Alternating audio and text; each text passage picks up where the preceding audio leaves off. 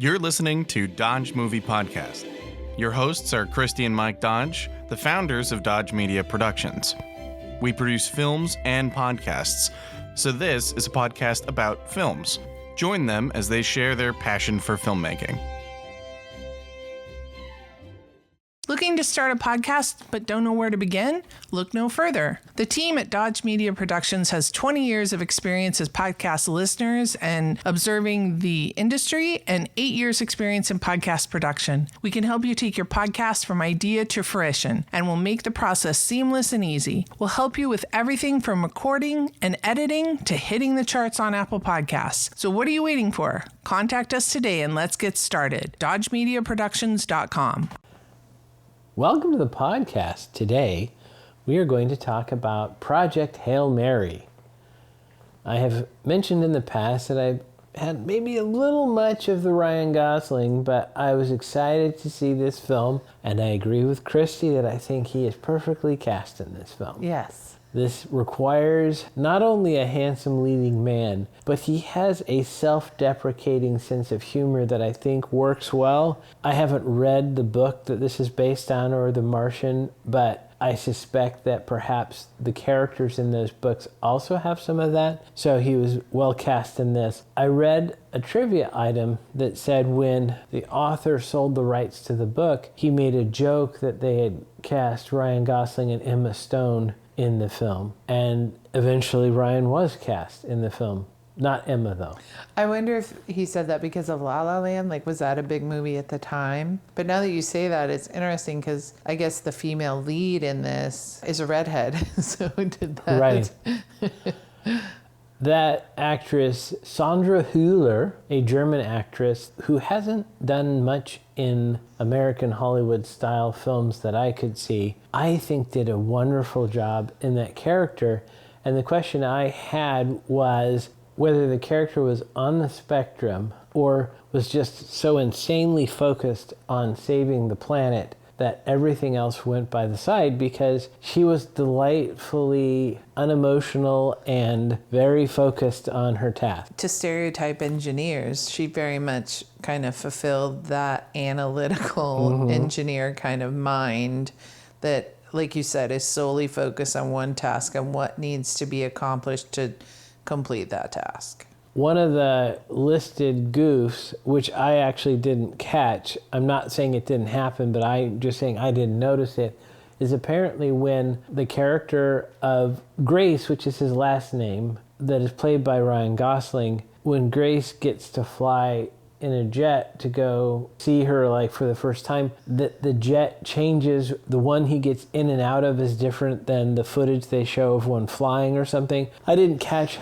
that. Only an airplane nerd would catch that. And probably. Normally I am that airplane nerd, so shame on me maybe, but I feel like that's an example of show don't tell of how important this mission is, that instead of just putting him even in a PJ, they put him in a fighter jet for that extra couple hundred miles an hour of flight speed. Well, but wasn't that partially necessary because they took him to an aircraft carrier? Can a PJ land on an aircraft carrier? They do have PJs that are carrier capable. Sorry, should we say PJ means private jet? Oh, private jet. We were using reality TV's slogan. Yeah, for when admirals and other famous people they visit. Can. Oh, okay. There is. See, I believed it that he had to go in a military or Air Force style airplane because it needed to have that hook on the back. Right. I watched enough Top Gun to know. Right. So maybe I should say no, studios. If I'm going to film on a carrier, I need to go on the F-18 to get there and back. Right. But that, to me, was a sign of how important this whole thing was. And so she, the character, I think her name was Ava in the film, Sandra Hüller, she was focused on the single most important task to the world. Now, I will say I did not understand why, if we're getting the smartest minds in the world on this problem, I did not understand why the smartest minds solving this problem had to be on the aircraft carrier in the middle of the ocean. That wasn't really explained. Was it out of safety? At one point, she talks about in case something goes sideways, they wanted to be in the middle of the ocean so they wouldn't kill a bunch of people around them. Okay, but don't we have large areas of land, especially like Area 51 area, Colorado? You mean because of the experiments that they were conducting? Would they be of a radiation type? I mean, because don't we test bombs in the middle of like New Mexico or something? Without giving away plot points. Yeah. There was a thing that they were trying to test that had the potential of blowing up. Oh. So I don't know the author's... Man, I don't want to be a serviceman on that boat. I don't know the author's logic behind this, but it could be that he was saying that, yes, there are big open spaces in the desert we could use, but they don't have facilities. The advantage of an aircraft carrier is it's a floating city. So you have all the things you would want, like food and places to put people and doctors and internet connections and all that stuff. It's already there. Seems like we could bring in some Jimmy Johns and not have to take out, like, how many servicemen are on a aircraft carrier? Like you said, to your point, it's a traveling city. Seems like we could have a conference room, and no disrespect to the human beings living in New Mexico or whatever, but I thought we tested, or do we not do that anymore? Is that the Oppenheimer era? I thought here in America we tested bombs somewhere in America. Right. No one's supposed to test nuclear weapons for reals anymore. Oh, okay. But we did used to, yes, out in the middle of the desert. Again, I don't know the author's justification for why it had to be on an aircraft carrier, or maybe Ryan Gosling said, I want to fly in an F-18. so typewriter monkey, put that in there. Yeah. I'm not sure. I mean, I'm sure there's a species of animal, but like, what did the seals do that they have to die? Well, they're going to die anyway, but presumably. Then so the coyote looks at me and says, "What'd I do?" Yeah, what did I do?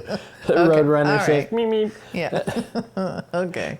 But carrying on. Carrying on. So we do see this opportunity for the comic intersection of this guy who's not really he's a an distinguished physicist. Yes, he's simply just super bright. A middle school teacher. Right. I mean, we learn that he's more than that. In exposition, we find out he has a bit more qualifications, but in the trailer, we don't. And it did seem odd when I saw the trailer about why did they go get this. However... Is this a little bit of fish out of water? I mean, is it? Yes. It's kind of on the order of Dave, right? You take a regular human being and you put him in extraordinary circumstances, right? Correct. But part of this, too, though, to be fair to the author and the filmmakers, is if the world is at risk, you get everybody. Everybody is drafted. So he wasn't the only guy. They grabbed everybody they thought even had half of a chance of being useful, and they said, okay, smart guys, go be smart. Yes, it was a fish out of water. There's a great scene where he is kind of surprised with this group of illustrious scientists, and we see that interaction between his style, which establishes later on in the film when he is in the spaceship and he has a similar style. We as a viewer have been shown that this is who he is as a person, as opposed to this is a reaction to the situation he finds himself in. Which films like this, which I think of Armageddon and then Apollo 13, a lot of times, at least in movies, I don't know if this happens in reality because I'm not a scientist, it takes out of the box thinking. And so oftentimes these people that aren't normally in these lab research academic situations, they excel in that because they're thinking at it from a different angle than the people who normally solve these problems. And I use normal in like air quotes. Right. Like, so that's how that's their superpower, is they think about these things in a different way. Right. That is the feeling I got from reading Feynman's books. That he was not just super smart, but he had a different perspective, a different way of looking at things than maybe the average person. So you could argue that this would be evidence for the film's premise being not quite accurate, because I was thinking of, you mentioned Oppenheimer, the Manhattan Project. Enrico Fermi was acknowledged by all the other incredibly smart people to be the smartest guy they ever met. And I think if there was a guy like that kicking around, he would be the one at the forefront, not the middle school teacher. But maybe that the argument is this guy. I don't think that necessarily matters. I wouldn't say this is a film where you suspend disbelief, because I think they worked very hard to make it as realistic as you could I'm be. sorry if I sold it that way, because that... I was afraid I was coming across like that. That's not what I'm trying to say. But I am saying that there is a certain amount that it is a story. It is a fantastical made-up thing that hadn't happened. And I never once questioned while we're going through the film that he would be there. It wasn't like, oh my gosh, this idiot would never be able to do this. You watch him solve problems and you think, oh, this guy is capable. Yes. He belongs there. Yes, I thought they established that he had gone down kind of an academic research path, but something had happened in his career and he was choosing to be a middle school teacher because it just suited his desires better. I'll say that. Credit to the author of the novel as well as the screenwriter, that I felt like the plot worked well together, it held up, and various things came back in ways I didn't expect later in the film. Yeah, I definitely, I hope this one gets some noms for adapted screenplay because, you know, as we know, if you've read a book and then watched the movie, oftentimes, what is it, like 1/3 to half the book usually can't. Yeah. It's too big. You can put more in a book than you can a movie. Absolutely. And so, and I'm not an avid reader, but I've heard many, many, many people say that so much was left out when a book turns into a movie. So I can imagine that it was difficult and there was maybe some science that would have been added in that maybe would have explained some holes. I didn't feel like there were any, but so that's why I'm saying credit to the film or the screenwriter because they adapted this story from a book very well. As I mentioned, I think they got the physics right, at least as much as a liberal arts major could figure out. But there was one bit where I wasn't quite sure about the realism. There is an explosion, and on an episode of Mythbusters, they had somebody who's an expert in demolitions talk about the part in the movies where something explodes and the hero runs a couple of steps before the shockwave hits him is patently untrue, that explosions travel very, very fast, faster than you can possibly see them. It was cool. But I tried to do in the theater some quick back-of-the-envelope calculation. Of course you did. To see was that realistic or not. And it's possible that if you do the math, given the distances involved, that it was realistic in that sense. But here's the thing. I assumed from the very start that it was because I feel like this author and the previous film both established that this genre is hard science fiction, as they call it, where it's as realistic as you can get. There are effects. There are space travel that we can't do right now, but given that, there's some interactions with the spacecraft and different things that I felt like showed a realistic interaction of the physics involved. Things got broken or what have you, and it wasn't magical. I felt like this film wasn't, fun in kind of a Star Wars sense. It was more closer to Apollo 13 in its realism to me as a viewer. Definitely, I agree with you there. It felt very based in science, and it was. But what I loved is there were moments of levity, and I had heard it described as the modern age E.T. In that you have a human being interacting with an alien, and the alien, I would say for the majority, is not scary. It's not intimidating. Correct. They learn how to communicate with one another. They create a bond, and there's a moment where there's peril for both, actually, and how they overcome that, and there's a lot of emotion. So I actually was a tiny bit nervous because I was 8 or 9 at the time, but E.T., I got very emotional. I remember crying and my grandmother handing me a Kleenex because I was so upset when E.T. goes into this. No spoilers, but just kidding. Yeah, I hope you've seen E.T. by now, or listeners. 40-year-old movie by now, probably. Super fan Chris, I'm looking at you. So it was very emotional. I was nervous going into this. Am I going to feel that heavy emotion? And it definitely had some pathos, but not too much. So it didn't feel too over the top. It felt very natural and appropriate. I described it as E.T. meets the Martian. Yeah, but that's a good one. And if I was pitching it, to Hollywood, I would say it solved the only problem with The Martian, which was that there was no cute sidekick that you could produce merchandise for. Where now Wait, Rocky... are you talking... I think you could have a little Rocky. No, I'm saying The Martian, the one with Matt Damon. Oh, the yeah, previous there's no... film Oh, from yeah, this yeah, guy, yeah. it was just him. Yeah. And here you're like, okay, well, we can sell a bunch of plush Rockies come Christmas. I just realized, is that why they put the Skittles in the movie? Are they going for the Reese's Pieces? Oh my gosh, tie-in? until you said that, I didn't get it, but you're right. I know it wasn't until... That's brilliant. Not only can they sell Skittles, and Skittles is happy, but yeah, it's like that was a boon for Reese's Pieces back in the day. Yes, it was. Wow. that just rocked me. I was like, I didn't see that one coming. Good job, filmmakers. Yeah, way to go.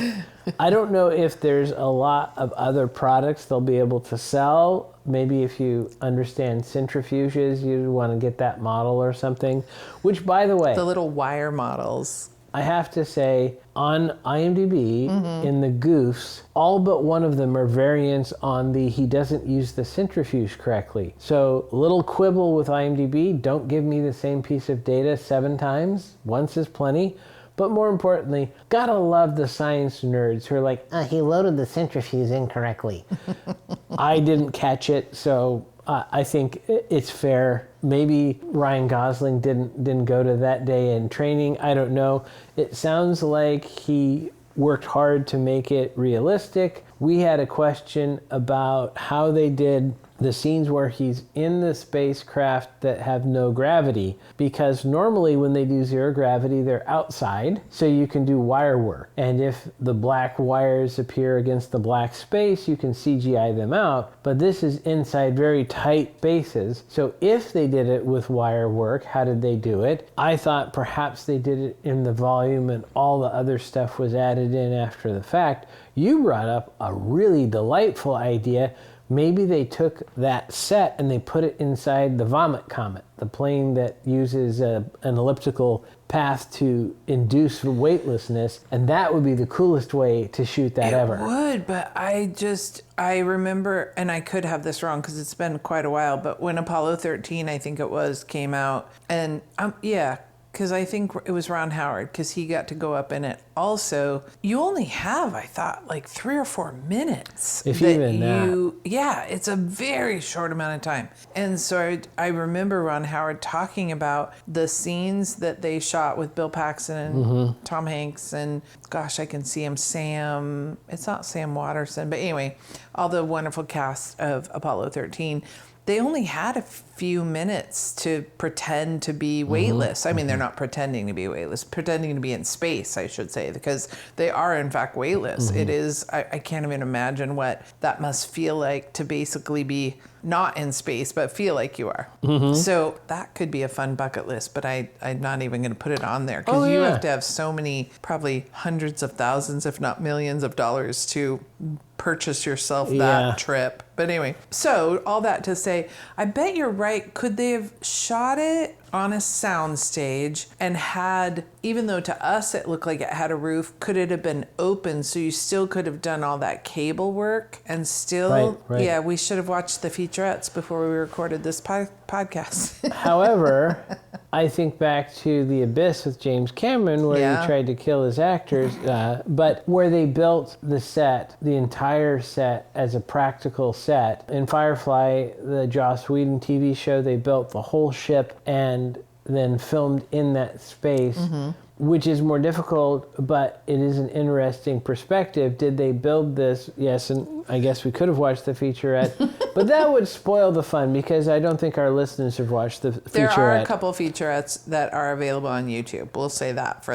our listeners who want to know more. But to bring it back to our podcast, which is the most important, of course, I think the special effects were seamless to me. Whatever they did with special effects and visual effects, it was seamless to me. I immediately bought... Well, didn't he do something? I mean, he did something to create gravity in the ship so that basically then they didn't need to worry about it. They said they had a centrifuge and they have a bit of exposition to explain why that would be a good thing so when you other see than just him for filmmaking. Not floating, you're like, it's just okay. easier that way. Yeah. I thought the Rocky figure, which people have seen in the trailer, so I'm not spoiling anything, the entire time seemed realistic. At no point did it seem like a creature. And you mentioned E.T. And when I saw E.T. the first time, I felt like the creature was a part of the environment. I didn't feel like it was a puppet. Watching it again later, it looks a little bit more puppet-like, but still a fantastic job, especially considering the technology at the time.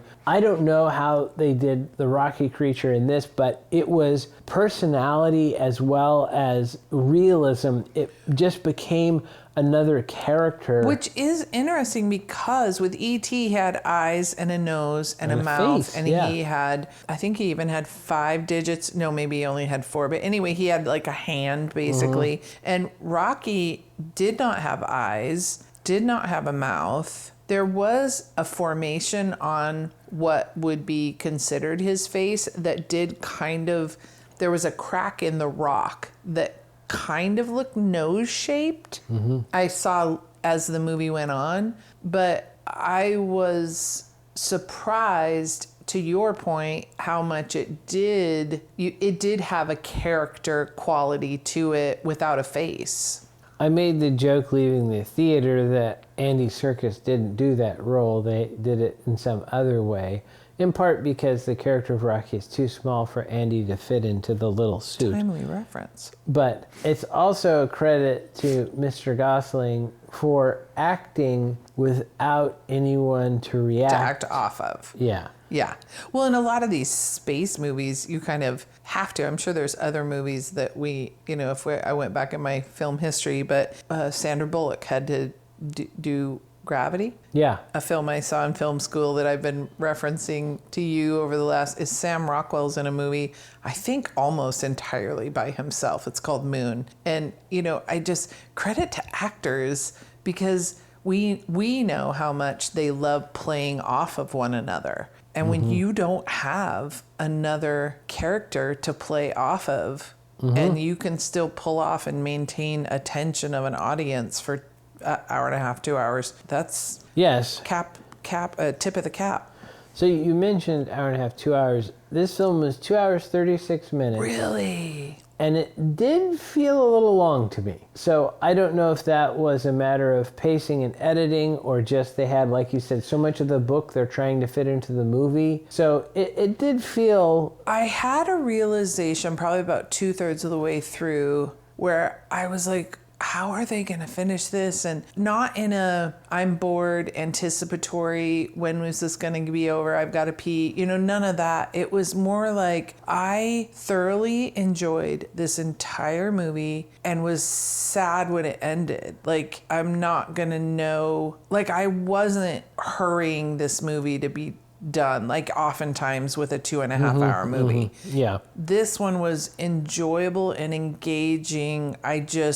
I didn't know. It held my attention for that whole time. But I think, you have a body sense of how much time has passed. And so I felt like, this has probably been over 2 hours. But I was never bored or annoyed that it wasn't wrapping up. Not at all. No. I think part of that, there was a point near the end of the film, but still with probably 10, 15, 20 minutes to go, where I felt like they were going to wrap it up. Yep. And I'm glad that they showed us what they showed us after that. Yep. I know what you're talking about, and I agree. But I know that some of that was slightly different than the book, and I feel like this is because of testing and trying to make a broadly available, or appealing, I should say, movie for the audiences. They made the ending, I think, a little bit more explicit, if I understand what I read correctly, whereas in the book, I think it was perhaps more is left to the reader's imagination. So that, of course, adds a bit of time. They also, I think, maybe felt like rightfully that you don't want to pay short shrift to either the lead up to launch kind of part of it to explain what's going on, as well as once he's in the spacecraft, things happen and he has to solve some problems and various different things occur. So to me, I didn't feel like it was, oh gosh, when is this going to end? It's just I kind of had this sense of, wow, we've been here probably for 2 hours. So it was a little bit longer for maybe a summertime blockbuster, which is odd saying in the middle of March.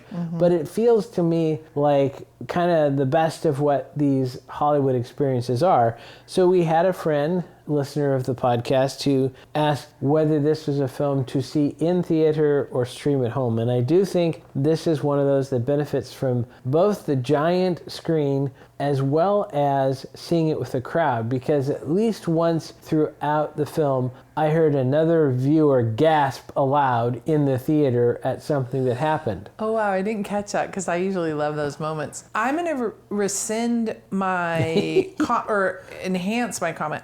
My comment to that person was, because I'm a second screener, I'm somebody who fidgets on my phone while we're watching a lot of shows at home. And that's why I love the theater so much, because it forces me to put my phone away and focus and pay attention. So for that reason, I said, this movie should be seen in the theater, at least for someone, if you're like me and you have trouble staying off of your phone. I mean, I can do it, but I often get bored while we're watching TV and I am playing a game at the same time. So for that reason, I said you should see it in the theater. But I'm going to say, I think it's more of an immersive experience. And I know I was more emotionally invested in both characters and their success, as well as, I guess, the planet at that point, because I was focused and paying attention. But I think the dark room heightens the drama of what's going on, because you kind of feel like you're in space with them, because it's dark in space. And so, yeah, I do think that this is a movie that benefits from seeing it in the theater. And probably there's a little nostalgia because I saw E.T. in the theater the first time. There was one of the films, either 2001 Space Odyssey or sequel 2010, I think it was a sequel, where there's a scene that a person goes out of the spaceship and Jupiter is there.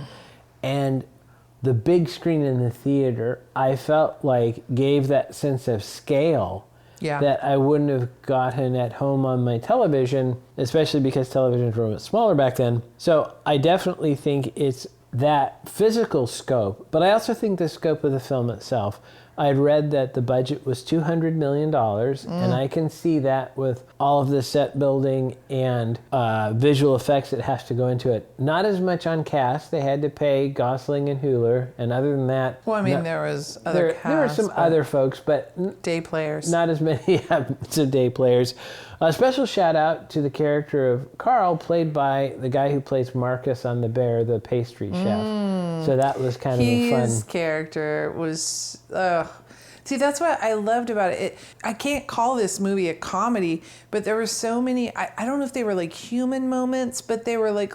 I don't want to say lighthearted because that seems like it didn't take it seriously, but just there were so many sweet moments that provided the levity. You were talking about being in space, and, you know, as with any movie that takes place in space, or I shouldn't say any, but many, there is a moment where the human has to leave the ship. Yep, and it's exciting. You're generally tethered to the ship. One would hope. But I think you're not human if you don't have a certain level of anxiety when you see the human leave the ship, because the chance of severing that tether is fatal. And like there was a moment I was like, he's just using a regular rope. Shouldn't you have some special kind of space rope? Well, I think at one point it did look like he had a space rope, which I think is fun, like space dementia. But I just something very, very, very strong. not to bring up nitpicky things, but I do know that when you're working on like power lines very high up, you have two tethers, not just the one. So here it seems like this is even more deadly. I want 3 tethers. yeah. I think there would be belts, quite a few. Suspenders, and what's something else? Yeah, like a spider, just all of the things, you know. It just and so I think by being in a theater, by not being distracted by devices, by having your sole focus in it, you sitting in a dark room, it just enhances that drama of that scene alone. That's a reason to see it in the theater. Now, the drama was slightly eroded a bit by we went to a noon showing, which apparently selected for all of the old people with tiny bladders, because there was a lot of coming and going of patrons, even in the early parts of the film. That could be, I was going to say, that could be the 2.5 hours. Right. It was a little distracting, I will funny admit. that didn't distract me. Isn't that funny that I can be so easily distracted here at home, but I was locked in. This is a good movie. And one of the things that I always appreciated about going to hockey is if somebody had to move around when the play was going, they would crouch down to try to minimize their visual. We don't get that in the theaters anymore. People don't, they just kind of stroll, and so I'm craning back and forth like, move it along, pal. Because we have someone that is very close in our lives that has strong opinions about theater etiquette. I wonder if we should do a theater etiquette podcast. Oh, yeah, we probably should. When you go to the cinema, here's the things you do. Yeah. Yes. So the movie itself is listed on IMDb as a bunch of different tags: dark comedy, sci-fi, different things. I could see the reason you would call it a dark comedy because it does have levity, but it is a serious issue. I don't think I would call it a dark comedy. I wouldn't call it a dark comedy. I thought a dark comedy is like Get Shorty, like a comedy that involves death, like. Right, a dark subject matter, and this is not that. No, I wouldn't call it a dark comedy. Such, in my opinion, the best of Hollywood big budget films. Yeah, so when I read 200 million, I thought this totally clocks. Yeah. And I think it's gotten back over 100 million already. Oh, good. And it totally deserves it. This, to me, is going to be a giant film for the studio, and rightfully so. Yeah. This is what happens. The best of what happens when you give filmmakers a ton of money, right? And sometimes we get Ishtar, but this is, in my opinion, why you allow big budget movies. Now, there's no way that I could ever make this film, and I'll be honest, if they came to me with $200 million, I wouldn't know what to do with it, but I'm glad that there are people who were able to put this together. Mm-hmm. They said, yes, it's going to cost a lot of money, but we're going to be able to do this. Yeah, we're going to get Gosling in the wire suit or whatever it is. They worked it out, they planned it out, and they landed this. I think it's really good. I'm curious if at some point in the future I watch it again to see, now that I kind of know the outcome, does that affect it? Because I feel like the suspense was a big part of the experience. I was pretty sure they weren't going to kill off the big name star who's pretty much the only actor in the film, but there was still suspense. They had me invested in the characters, and including this little CGI rock, I was invested. Cute little Rocky. Cute little Rocky. And all of this stuff, I felt like the CGI magic was there to support the story, not as a demonstration of technology. So it's not an animated film like a Pixar thing, but one of the things we talk about Pixar films is they're good films even though they're animated. Instead of they're an animated film. This is a good film that does have some pretty cool visual effects involved, but that's all to serve the story. I feel like the whole time I was invested in the characters and really wasn't thinking about how did they do this, more just what the story was. And I went into it knowing that it was like E.T. and that I needed to be careful not to get sucked into it, because I yelled out in the theater for during E.T. Yes. My cousin Jill made fun of me for the rest of my life. In my defense, I was like 12 or 13. That's why we're together, because I yelled out at K9. Yeah, yeah. And so she's laughing at me like, dummy, his name's in the movie. He's going to be fine. But I was deeply concerned about it looked E.T. dark. It was bleak there. Yeah, he was... Yeah, they were going to kill him. So I would love to hear what Steven Spielberg thinks about Project Hail Mary, because he made E.T. And that's a good point. I would something be curious. where he's like, oh yeah, this is really cool. Yeah. Does he look at it and say, oh, I wish I had 200 million back in the day?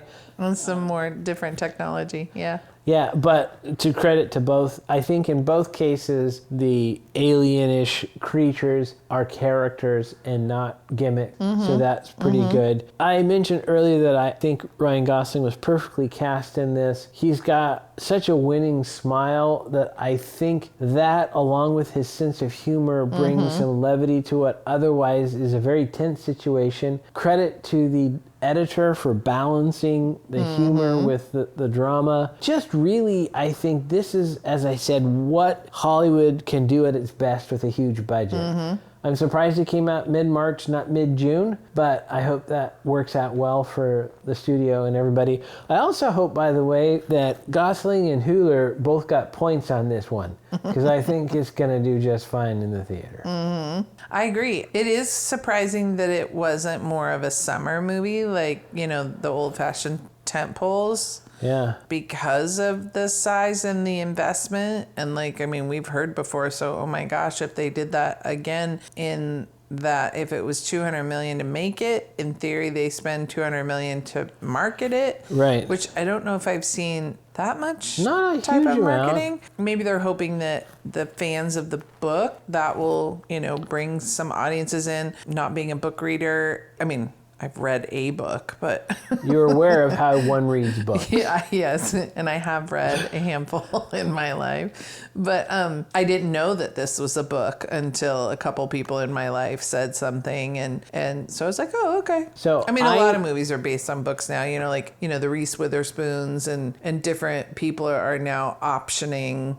Like, we just started watching Scarpetta, and apparently that's a book, you know. So I think movies are turning to books. It feels like more lately. I mean, there's Gone with the Wind. I mean, there's always been movies really based good on books, question. but it feels like they're mining ideas from books, because then you have this built-in audience. That's the thing, the built-in tie-in, all of the Hunger Games. I first heard about The Martian because I knew somebody who read the book before the movie even came out and wouldn't stop talking about it. And then, of course, when the movie came out, that was a resurgence in that. I am not an engineer, so that never really appealed to me. And for me, both The Martian and Project Hail Mary have this aspect of this person is trapped by themselves and they're going to die. And Not only are they going to die, but so is everyone else on the planet. Yeah, Project Hail Mary and The Martian, he's, I think, just on his own. Oh, okay. My point is, I think we can understand why I don't really want to spend a lot of time thinking about being all by myself and about to die.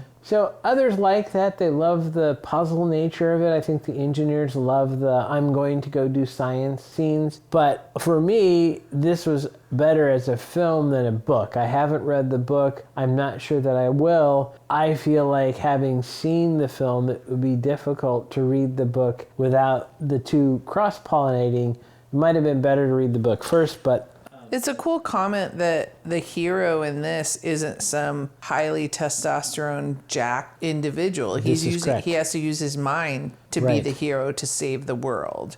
And no offense, Superman, because we love Superman, but it is a nice comment to value something other than beef and brawn. I would say that probably is more modern in that sense, that back in the days when we used to think of gods controlling everything, we had this idea of these heroes being bigger and stronger. I think of Kronk from Emperor's New Groove. And now we've kind of entered the era of the nerd, where the smart person is more valuable than the giant person. And this film definitely celebrates somebody who not only uses their brain, but also marches to the beat of a different drummer. I could see a lot of... Well, and resists, although that might be common, because it's like this unsung hero. Like, he is not seeking the spotlight. No. He does not want to be the hero. He, actively tries He to literally runs away.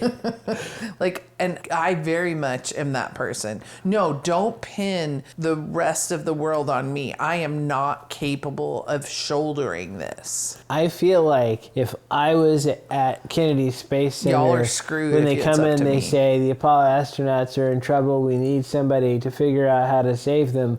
when the camera pans to the crowd, I'm no longer in the scene because Right. I've already snuck out already the ran back away. door. I totally get that. I felt like that character was so human that it was such a refreshing twist from innocence, like Die Hard, John McClane. I can do it. I'm the one. Yeah. I'm gonna get rid of the bad guys all by Hans myself. Gruber. Urgh. And this was a guy who's like, no, I don't want any part of this. And that was really well done. I also like the In fact, cinematography. after he is told the peril of the planet, he comes to her and he's like, nope, I can't do it. Right? Yeah, just you would a Hollywood hero would. Generally rises to the occasion. Right, they would have this scene where all the scientists are like, "Oh no, we can't solve this on our own. Whatever we're gonna do," and like he kicks the door open. Yeah, I can do it. Like, yeah, Nick McBain will solve this problem, and you're like, what? So Not credit Grace. to the cinematography. The character mentions liking fog. And we couldn't figure out exactly where it was supposed to be geographically, but the lighting was always these beautiful cloudy days. And Even the that final gorgeous scene, lighting, which I won't say anything, but that final scene was Right. cloudy. I think cloudy days produce beautiful lighting. I feel like it really highlighted Sandra Hüller's natural photogenic nature, but in that character of being so severe and stark in her mindset, that was a nice counterpoint to that. And of course, Gosling is a phenomenally good-looking leading man.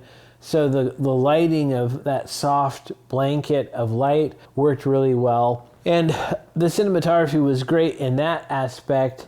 And then just, I think, again, not knowing exactly how they did the production, but my heart goes out to the camera op if you had to squeeze through these tiny spaces in the spacecraft and how they did that whole thing.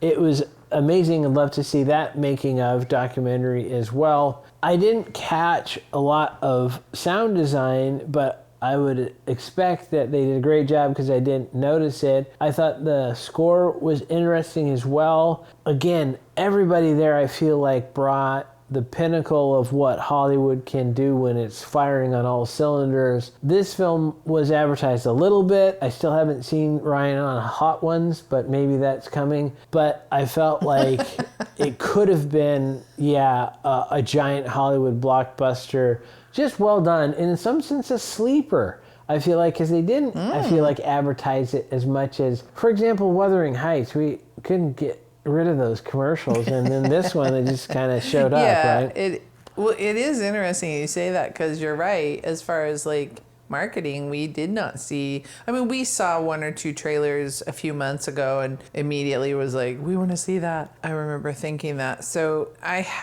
haven't seen him on. Yeah, so there hasn't been the blitz that there was a couple movies ago. Like he wasn't on Smartless and he wasn't on Armchair. And, Right. So it is curious. Right. Now, do I remember correctly that he was in The Fall Guy with Emily Blunt? Yes. I've been wanting to rewatch that because we really enjoyed that movie with Emily Blunt. Yeah. And so I think there's a similar self-deprecating sense of humor in that film. He kind of has a Hugh Grant way about him in that way. And I did eventually come to like him in Crazy Stupid Love. Yes. And the ending of La La Land is not his fault. Nope. Even though I probably was holding it against him a little bit, but it really isn't his fault. So where does he rank in the Bradley Cooper? Oh, he's above poor Bradley. He's well above poor Bradley, even after Star is Born. Bradley's closing in, he was still above. How about, did Bradley improve his standing with you in Is This Thing On? Yeah, he got a little bump. He wasn't in there a lot, but he got a bump. But the fact that he directed it helps. Yeah. I wasn't as big a fan of the music composer one, but I give him credit for directing it. So yeah, he's again, that's also unfair to Bradley Cooper because he did the job he was asked to do in Wedding Crashers perfectly well. Now, why did Gosling? There was just too much of him. It wasn't that he was portrayed a bad character. I felt like people were pushing him down my throat. It's like I like Pedro Pascal great, but he's been in a lot of stuff recently, and I feel like actors are better off with a little gap, right? leave us wanting more. Sometimes, and actually one of our actor friends talked about this. As an actor, you take everything you get because you never know that you're going to get something else. So I understand the math behind why an actor would be in everything they could get their hands on, and they get hot and other people want them. I get it how it happens. But there comes a point where for me, I now start to see the actor because I've seen that person so many times and I don't see the character. So there is this kind of weird balance between not being oversaturated, but then of course you're trying to pay the bills and you want to take the cool projects that people offer you. They enjoy doing this. So that's one of those weird things for me. It sounds weird to say don't act as much, but there is this other part where it can be a little much for me personally to have overkill. In both cases, I think Ryan and Bradley are probably fine human beings. I have nothing against them as a person. I kind of humorously like to heckle, but I really did dislike Bradley Cooper unfairly for many years after The Wedding Crashers because he was so good at that. He was such a good actor. He portrayed a jerk. And I don't believe he is a jerk. So there's his friends like him. A British actor named Nick Mohammed we saw recently on a TV show who played a character in Ted Lasso that was so despicable that I was afraid I would hate that actor forever because I didn't like the character. Luckily, I saw him in something different, so now I have something to kind of balance that out. So that is interesting where we don't really watch a film and say, oh, I love Roger Deakins because that cinematography, what a great person, or I hate this guy because he composed the score. The actors are the ones where we bleed into the role. What is the actor doing their job and what is the actor as a person? They are their own brand. But on the other hand, you put a handsome guy with a big famous name like Ryan Gosling in this film, it probably doesn't hurt. Right. Any further thoughts on this film? I can't think of any. I definitely loved it. Highly recommend it, especially while it's in the theater. And if not, put down your phone, turn off all your lights, and mimic a theater experience when you stream it. Yeah, there was quite a few scenes of him writing stuff on the whiteboard, but I never once saw him write that Dodges never stop and neither do the movies. Thanks for listening to Dodge Movie Podcast with Christy and Mike Dodge of Dodge Media Productions. To find out more about this podcast and what we do, go to dodgemediaproductions.com. Subscribe, share, leave a comment, and tell us what we should watch next. Dodges never stop, and neither do the movies.